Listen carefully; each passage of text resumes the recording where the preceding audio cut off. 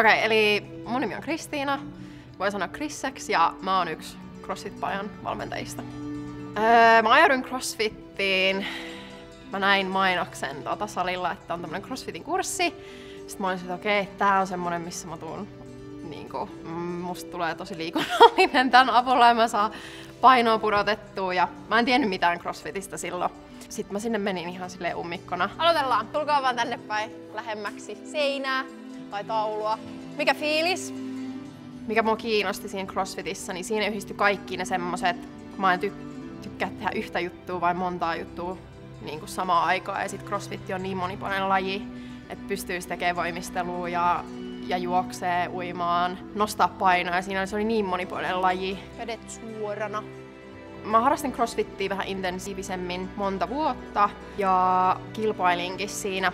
Sitten mä löysin matkustelun ilon, mä rupesin reissaamaan ja sitten sen myötä mä halusin tehdä myös muita asioita, mutta CrossFit on pysynyt tosi hyvin mukana kyllä koko ajan ja se on tukenut kaikki näitä mun muita lajeja. Sitten mä oon surffannut just Ausseissa, sitä on harrastanut paljon ja nyt on vähän juossut myös ja uinut kans, tykännyt siitä, välillä vähän tanssinut. Sitten skeittaus on yksi semmonen kans, mitä mä oon vähän nyt ruvennut tekee. Ja sitten laskettelua esimerkiksi kans. Sä käyt hollow-asennossa, tuut arch-asentoon.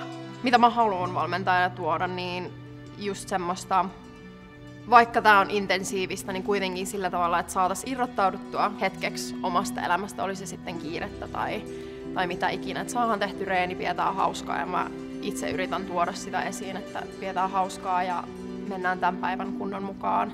Että mitä ikinä se elämä antaa tällä hetkellä, niin otetaan se vastaan ja mennään sen mukaan. Jalat suorana, hollowssa pitäisi nähdä varpaat siellä eessä. Aikaisemmin vielä nuorempana niin mä olin tosi silleen, että CrossFit on kaikki mitä on. Sitten mä lähdin reissuun. Pariksi vuodeksi mä olin myös CrossFitista silleen ulkona niin sanotusti. Sitten sen kautta älys, että vitsit on siistiä tehdä kaiken näköisiä juttuja, että CrossFit pysyy siinä aina mukana. Mutta sitten, että mulla on mahdollisuus sen CrossFitin avulla olla myös hyvä tyyppi täällä ulkopuolella ja se ei olekaan niin semmoista suorituskeskeistä. Se pitää mut terveenä ja mä pystyn tekemään noita muita juttuja. Sitten mä olin siellä, että vitsi, mitä mä voisin yhdistää tähän vielä enemmän.